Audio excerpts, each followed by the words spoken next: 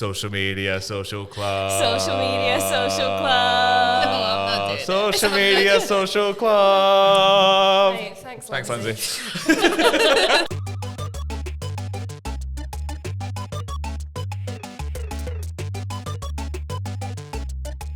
Actually, I just had a really deep voice. It just surprised you, like, Social media, "Bah." social club.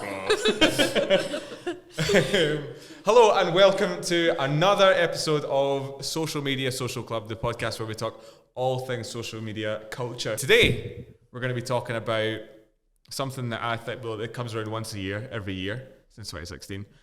We'll be talking about Spotify Wrapped with... Lindsey Davidson. Lindsey, who are you? What are you all about? I am Lindsey. I'm a senior campaigns manager here at Hydrogen, so I look after the creative campaigns that come in for our clients. And yeah. And you're also a big fan of music. I'm also to say a the massive least. music fan. Yeah, I should have said that. But yeah, I studied music as my undergrad, and then I've kind of moved on since, but I've kind of always kept it in my life in one way or another. So yeah, big music. Nice. So- She's overqualified, I'd say. Yeah, We've done well. More than us, yeah, which is the main thing. So why we're talking about Spotify Wrapped today is that it's become a bit of, obviously it's been a bit of a big thing for a while. Did you know it's been since 2016? Does that seem quite... Didn't realise it was that long. Yeah, but that seems like, oh, yeah, sure, yeah. But that's actually a lot longer than I always think it is. 2016 in my head is like 3 years ago. We've had 7 years of Spotify Yeah, Wrapped. that's quite bad. That seems quite long to me, It does. don't you think? yeah. I Yeah. agree. Was it as big from the start, though? I don't know if it was quite as big as it is now. I feel like it has gotten bigger year upon year, and in classic brand style-y, in the last couple of years, I feel it's when it's really kind of taken off with other people trying to do their own versions of it. Yes. Sure. I can't remember when that started. I would say that was probably around sort of like 2020, 2021. Yeah, I think maybe like around the pandemic time, I remember a few things going around, and I was like, ooh. Yeah. Yeah. I feel like that's when brands were really trying to be creative as well. I feel like that was when like Sainsbury's started doing it. For and sure. all That was the one I was thinking of. I Yeah. was like, that was like the big one. And they were doing like, oh, this is your most bought vegetable and stuff like that. This is your most bought this and that. This is how many times you visited Sainsbury's. Yeah, it's like, okay, cool. Yeah, I'm like, and this is the thing. So this is kind of what I want to speak about today, because I wanted to kind of unwrap Spotify Wrapped a little bit, if you will, because it has been pretty amazing. I can't really think of a social activation Yeah. quite like it. Activation is a term that I'm quite embarrassed that I just used, to be quite honest. Yeah, I feel like Spotify have totally kind of set the standard with this like rap thing they've got, and it's like I so often hear of like people brainstorming for creative ideas around Christmas, and they're like, oh, we'll do a rap style thing. It's like become its own like, I don't know, like marketing tool really, Yeah. that like loads of people are really clinging on to and like starting to use this because it works as well. So yeah, I feel it like has it's really like a like language. Yeah. And like a visual language as well as like words and stuff associated with it. For So sure. it's the kind of thing that's so easy to run with. It's almost too easy. Like Yeah. it feels kind of like a lazy option to like jump on it because it's like it's just all there. It's like all Yeah. laid out for you. Well, that's the thing. It's not. It feels like it's become so quickly so ingrained in the way that like a term like Google has. Exactly. Google something, or like Hoover or something. You know, just that way a brand is totally synonymous with the thing, and I think that's really. I can't think of anything that's done it as quick as that. It's done it as No. effectively as that. That people just accept. Oh yeah, we're doing this wrapped, and you know exactly what that means. yeah, exactly. Yeah. I know, it's interesting. I wonder, I always think, like, is it so successful because we're all like a wee bit narcissistic and we like to share something about us or like be cool or like share something? I wonder if that's why like Yeah. the Sainsbury's one didn't take off as much, because like you're not like super cool because you bought like 7 aubergines a week. Yeah.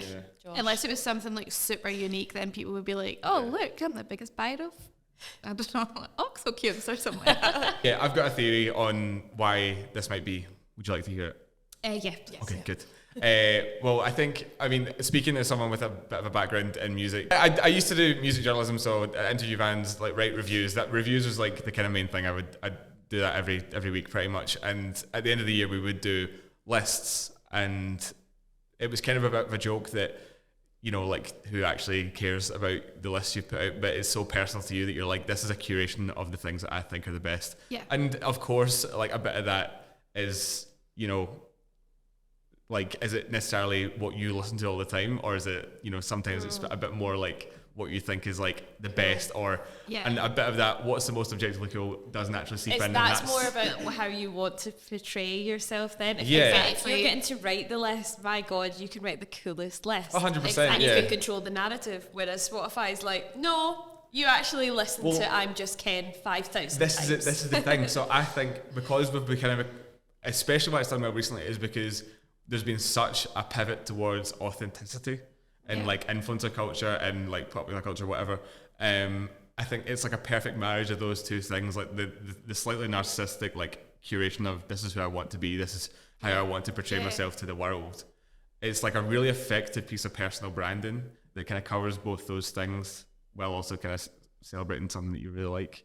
Yeah. And kind of showing why you're the most special and unique person like in the world. Would you agree with that? I think that's fair. I think so, and I think the way that they've designed it to make it so shareable on social, like they show you something that you either want to share it because you're like, I want to share the bands that I like, or you want to share something because you think it's like funny what's came up top of your feed, but also it's like it just looks very visually appealing, so like the incentive there is that you do want to share it. And obviously like it's just such smart marketing from Spotify, because if you're like an Apple Music listener for that week, you must be so miserable because you're just watching everyone and you're like, oh, I don't get to be part of the crowd, and that must feel horrible, and that must, like, they must get so many more sign-ups at that time of year, surely, if people like, I want this next year, like I need to be part of this crowd next year.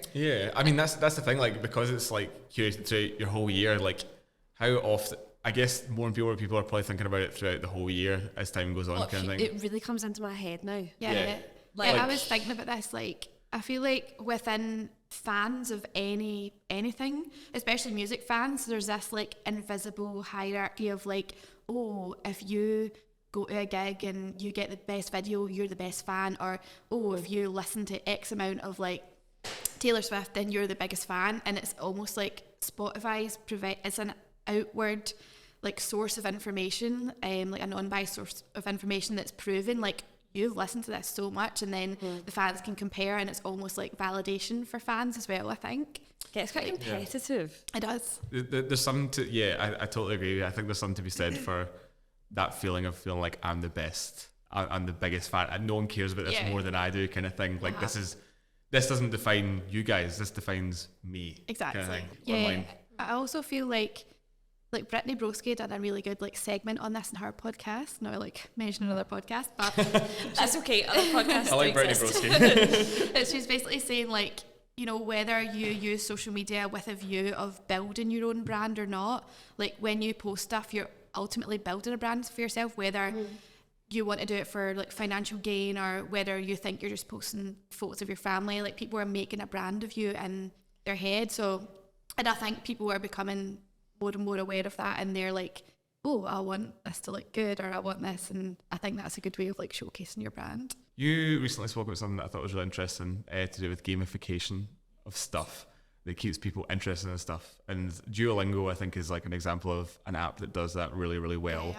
And it's for a good thing, like in terms of learning a language, and it motivates you to do something that like benefits you.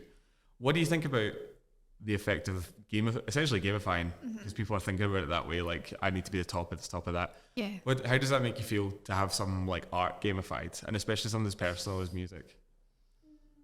I feel like it will ultimately have an impact on like smaller, more undiscovered bands, because it's like I feel like people usually are fans of bigger artists and things, and because there's already like a state of play for those fans. Like there's like 1 million Taylor Swift fans, or there's 1 million like Greta Van Fleet fans, and they're like all established. So like for them, like what is the ultimatum if they're kind of looking at it that way, like to be the best fan? Like why would they go and explore all these other wee genres and like other small tiny artists when it's taken away from time where they could be listening to like Taylor Swift or getting your huge numbers on listening? That's what I was kind of thinking as well, like, because see if you're someone that is really drawn to like that kind of like gamifying thing, and if you're someone that's like kind of obsessed with like numbers and being the best at things, you definitely will steer more to like, you will actually actively think like when you go to play music, oh, it's more beneficial. Like I'm gonna play, Exactly. like you said, more Taylor Swift or someone like that.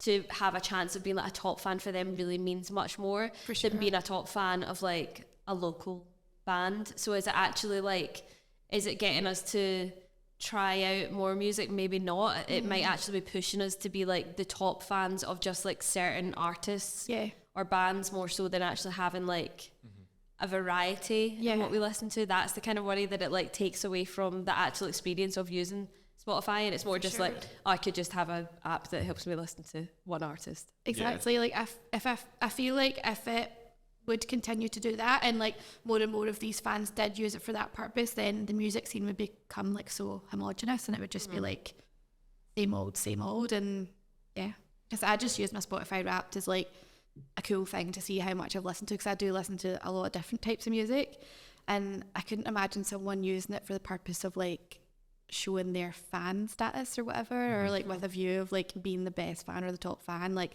that's not the way I use it, but I mean, I think it's maybe a younger generation thing that they are, because I feel like over the past 10 years or something, maybe I'm just getting old, but like well, like, we all are. fan culture has like exploded, and then maybe it's just because we couldn't see it before because we didn't have as much access to like different countries or whatever, but via TikTok you can see like people waiting outside for the 1975 for like days, or like Young Blood, and like all these, they're doing all these like wild things.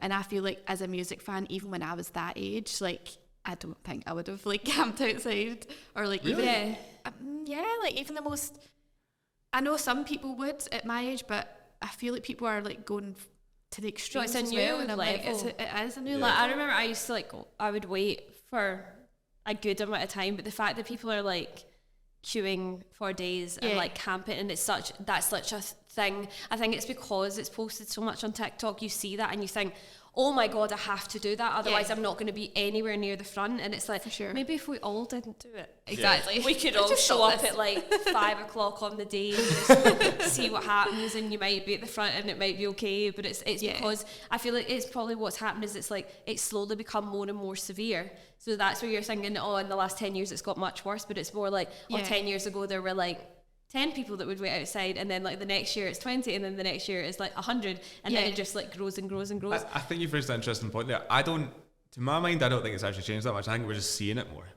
And our perception of these things happen, because as far as like I'm aware, that was happening when I was a teenager, and before that you see it, people like fans doing crazy stuff. Like you just wouldn't see it. You just wouldn't see it, and constantly. it would become like urban legend and stuff like that. The things that would happen with these artists, like if like people queuing. But I think it's maybe, I mean, I think the thing that is maybe different now is that people are really like Beatlemania. Do you know what I mean? Like you think back to that. Do you know what I mean? That's probably the biggest example. Did they camp for 5 months for the Beatles though? Because that's what's happening for Taylor Swift. 5 months. 5 months. Right. Okay. No, the young people are wrong. Something I was thinking about the Spotify Wrapped thing. Like, see if you were trying to be the top fan of someone like Taylor Swift, we know that she is on TikTok and she likes people's TikToks. Yeah. So I think that's what some young people will be thinking. If I can get to the 0.0000001%, or like if I am like praised as you are actually Taylor Swift's top fan, if I posted that on TikTok, the chances of Taylor Swift seeing me and noticing me and seeing my TikTok like are exponentially higher. So like I actually think that might be part of it. It's like you're not just getting noticed by other fans, like there's a potential that because you've taken it to such an extreme level that the artists themselves might notice you. And I think it's just people just want to be as close to the people that they love as possible. So it's a way for people to get. I know that's interesting, and I wonder if labels are like thinking, oh, you know, like talking to the artist and be like, you need to take some time out this week and dedicate it to like replying to people's raps to encourage fans to do that. Because if I was a music label, I would be like telling, I don't know, Jessie Ware to be like, get on your comments for this day. Well, like, I think with, I think Charlie XX is probably a good example of someone who's kind of been outspoken about like label meddling and making her do TikToks and what have you. And I think that's when that kind of, like from a marketer's point of view, like if I was to go and work in marketing at a label, my advice would be like, oh, like you should be doing this and you should be getting the artist to post like authentic TikToks. But then as a fan of that person and like just the way they are and like wishing for their like well-being and like I don't know, for them just to own their art and just that be it, because they're, at the end of the day, like, these musicians are musicians, they're not like TikTokers, they didn't want to get into marketing themselves, so it's like I just feel like there's a lot of pressure these days on like pushing authenticity through like TikTok and Instagram, and it's just a lot of it's just not landing anymore either, because you're like you can see like their labels being like scripted something for them to say or whatever, like, whereas I feel like Fred again does social media really well because it's like really authentic, and whether he's got a label behind him telling him like to post this or post that, I feel like he does a good job with it. I wonder when that bubble's going to burst, and I wonder when the bubble of craving authenticity of ourselves through things like Spotify Wrapped and of artists is going to burst. I don't know when that's going to happen, but it feels like it must be close. I know, I was thinking about that recently, because I feel like when I used to like blog and stuff like that, everything was about like being like polished and like flat lays that were gorgeously like laid, and like writing that was like really nicely edited and kind of safe, I guess. And then now it's dipped down to this authenticity like level that everyone craves and everyone wants, and I wonder if it ever will go back up again, like to this. I think maybe with like AI and stuff as well, that might help it kind of go back up, because you know, you can see all these like polished images of like things that are like too good to be real almost, like I see a lot of imagery and like stuff like that made by AI, and like videos that are just a bit too slick and a bit too smooth, so I wonder if like the curve is like beginning to happen. Yeah, maybe we'll crave getting that content from real people again, so then that'll take it up, because it feels like it's like I was saying, that you need to kind of shock to make an impact with authenticity now, because everyone's doing it. For sure. So it's like it's going to reach a point where we just get tired of it, surely. And like Spotify Wrapped, like surely that only has so much of a lifespan left in it, where it's like you will just get a bit This is the thing. I feel like I'm there. I feel like I'm ready for that to happen. Like I really don't care what my Spotify Wrapped's going to look like. I mean, there's been loads of times I've considered getting rid of Spotify, like just because I crave just feeling like I've got my iPod Classic, and I can actually buy music, and I don't pay a subscription. I can just buy an album every month instead. Like I find myself yearning for that more and more. I don't know if it's because I'm getting older, but I'd say I've still got an adventurous taste, but like I prefer the organic way of discovering things. I don't know, like, and I do think we're getting to a point where maybe because we've seen so many brands jumping on it, I do kind of go back to what we're talking about at the start. I do think it's getting to that point where, okay, this is now cringe. Yeah. You know what I mean? Like, like, is it going to be embarrassing soon to share your Spotify Wrapped? It's like, okay, well done. And it'll be fine for brands to do it, and everyone will like it and stuff. But I think a year from now, 2 years from now, I think you'll probably start to see a decline in interest, because I don't know how they can keep rechanging that. I know they've kind of added, like, your mood was hyper core jazz or something like that. Charlie XCX jazz. Yeah, and I'm like, cool, what am I meant to do with that? Like, that it's like, are you meant to look at that and go, you're right. It was. Oh, right. I was looking for a word for that. It was on the tip of my tongue, you know, like, but like, I think that's the thing. So it's like, I think we probably are seeing that. I'm glad we decided to do this podcast this year, because I feel like this feels like the tipping point, and I don't know if you would agree with that. So you're calling it then? This is it? I think so too. That's what I was I'm calling it right now. When I come on here, I feel like I'm already less excited for my Spotify. As like, I'm a massive music fan, massive Spotify user, but I'm already a lot less excited for it, because they're like, with the rise of AI as well, there's been like other things that have come around that have like simulated what that does. So there's one that's like, picks your dream festival lineup for you. It's like Festify or something like that. When was that? That was like the start of summer. They happen like every few months. Yeah, kind of thing. And there's one that's like that. Your Spotify DNA, and it was like all your music, and I was like, this is cool. Like, so I kind of already know what to expect when my rap does come out, and unless they come out with something that's like mind blowing, like insight, then I'm already less excited for it. Yeah, I do. I think that's the thing. Like, there's always so excited you can get for. I mean, your taste tone probably changes that much. You're like, oh, here they are again. Like, it's Fred again. Yeah, Fred again. So I'll be interested to see what they pull out the bag, because we are filming this before it comes out. It'll probably be released around the time it's actually released, but we're filming this before, so I'm interested to see what they do. But I'm We'll add in an extra bit of the podcast. See if they blow our minds, we'll insert here. Yeah. We'll take it back. I like an apology video with me going, I'm sorry, it was so good this year, and I just loved it. I know. I think like what they would need to do is add an extra layer of like personalization, because I think that's what it comes down to. Like, people love things that are personalized to them, and I was thinking about this the other day. I feel like it goes back to like all the way back before like digital times, and like, you know, when you would go on holiday when you were younger and you would get like a keyring and it had your name. You could find a keyring that had your name on it, and you'd be like, oh my god! Especially for me, because it's like there's so many ways of spelling Lindsay. I was like, this is amazing. So I think like they need to simulate like that kind of personalization. You're like, I can't believe they know me.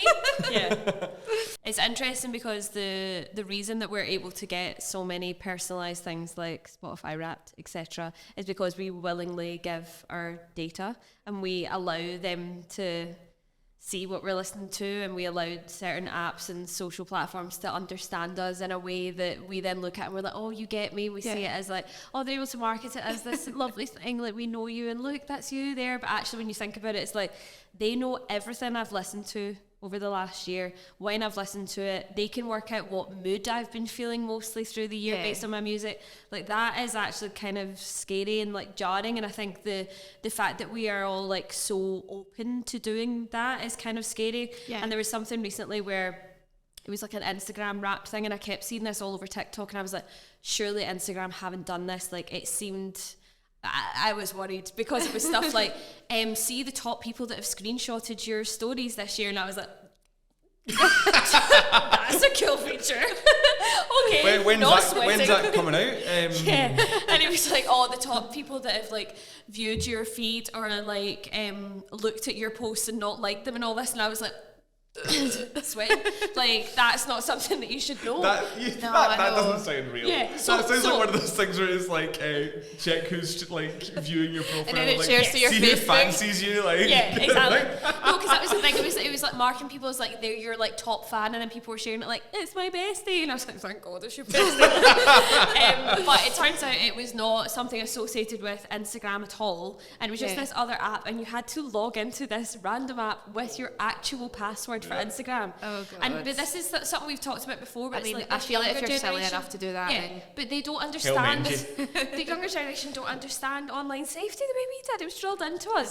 So I would never do that. But people were just desperate to know who's been screenshotting their stories.